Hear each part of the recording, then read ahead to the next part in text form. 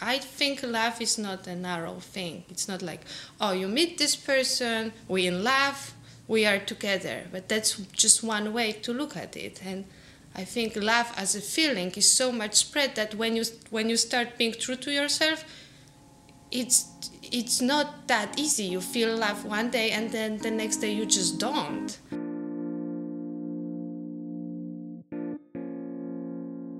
There was this nutcase, her name is London, and she doesn't know which end is up, but she always seems to come up on top. But the thing is that when we ever get together, she always walks out of me, and I say, oh my God, thank God. And then when I leave the restaurant, she's always waiting for me. And after the argument, she'll call me up. Well, if she doesn't call me this year, she'll call me next year. And there's not much I can do about it. Relationships don't fucking work in 2013, 14, 15, 16, 17. There's Facebook, Instagram, Twitter. Like, there's too much social networking for me to stay with one fucking person. And in addition, I travel, like, the world, or I like to consider that in 5 years I will. And I meet a lot of people. So I think it's an outdated regime, even, that doesn't apply to our current society. I really do. And I think that the only way to have a healthy relationship is to have an open relationship, is to be 100% honest with someone. Like, hey, I love you. I want you in my life. However, at the same time, I kind of want to fuck other people. And that other person should be cool with it and be like, all right, I understand that. I don't want to know who you're fucking, but as long as you're happy and you still want me at the end of the day, what's the problem? My stepmom asked me lately about this boy who I just threw out from my house. He moved in with me to Warsaw. And I was like, no, it's too much. You're too romantic. I'm done with that shit. I want to have a stable life. Like, don't tell me about your feelings every day. And I threw him out. After 2 weeks, it took me no trouble whatsoever. I said, it's not working. You have to go. And he packed his whole apartment in Seattle to be with me because we were madly in love before. And I'm like, no, I'm done with this love shit.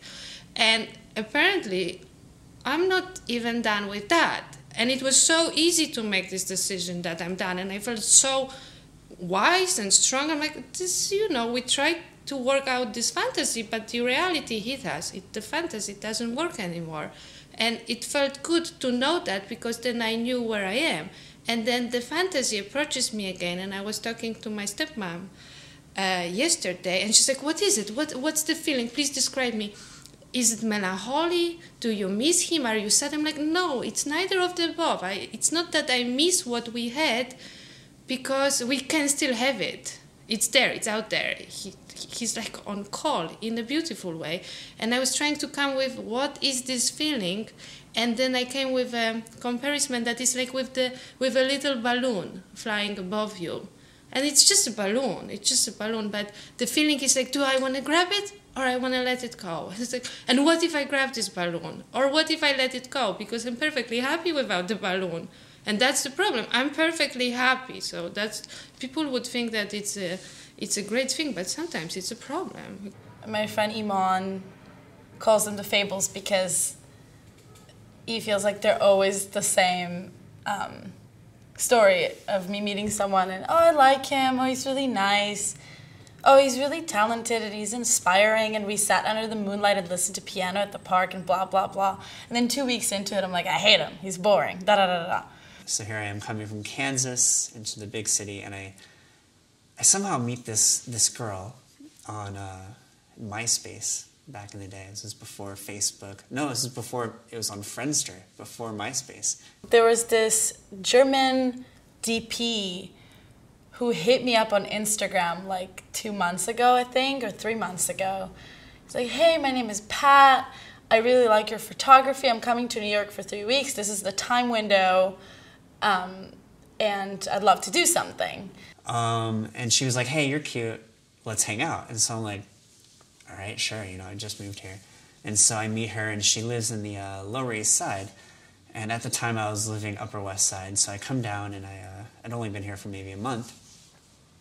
And she's the epitome of cool. Like, she is this artist, and she's got this kind of the way she dresses. It's just I'm like, wow, and just mesmerized by her. So I met up with him when he was in New York, and we planned what we're going to do together. Anyways, we ended up hooking up, and he ended up moving into my basement for the last 2 weeks that he was here.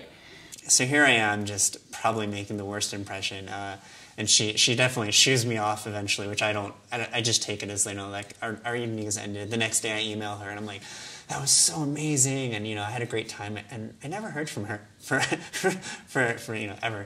2 days ago, I get this direct message on Instagram from some really pretty girl, and she's like, hey, this is Pat's girlfriend or ex-girlfriend now. I just want to let you know that this whole time he's had a girlfriend, he's lied to you, and he was also hooking up with this other girl who lives in New York. And it's just who I know. And it was just really funny because he's like a 4. Without tattoos, he's like a 2. He shoots on a fisheye and like lying to these 3 girls that are all too good for him. And it was just really funny. I'm not hurt or anything like that. I didn't like him like that, but I was just surprised, like, just the audacity of him, you know, doing that. But I definitely think I'm one of those that, like, falls in love really quickly and really deeply. And it might seem a little manic at first. And I've tried to sway away from that a little bit because I've met a few assholes along the road. This is a great segue because I was thinking about a lover who recently broke up with me. I have several right now. I was dating for the first time in a decade, as I was very committed to long-term relationships, but I started to date. And my recent lover said that I am very undisciplined and that he has a sense that he cannot be with someone who is undisciplined and hasn't really a sense of purpose. And I thought, of all the fucking things I've ever heard in my life, of all the excuses, undisciplined. I've dated some crazy fucking people in other news about relationships. I dated a French guy who was, like, all different types of absurd. And it was just, honestly, in retrospect, it was just because he was hot and rich. But at the time, I thought I really loved him. And turns out he was abusive and crazy. So that was fun to know. And right after that, I dated another French guy who was timid and never told me anything. And we dated for 10 months and couldn't tell me he loved me. You know, like that type of shit. But at the end of the day, I just explained why the fuck are we doing relationships? It's ridiculous that I was even in these stupid conundrums. And I refuse to do it anymore. As of this video. No more fucking relationships. I'm over it. But hurt.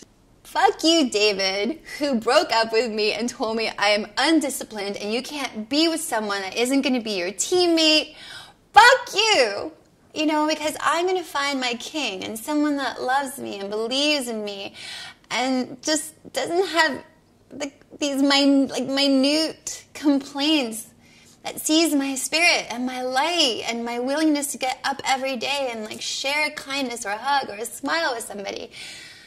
Especially when I was younger, I really had this thing where I wanted to take care of people and I wanted to help them and try to make them better for like who they wanted to be. It was like a nurturing, motherly complex that don't really know where it came from, but the first 2 relationships I was in was definitely that.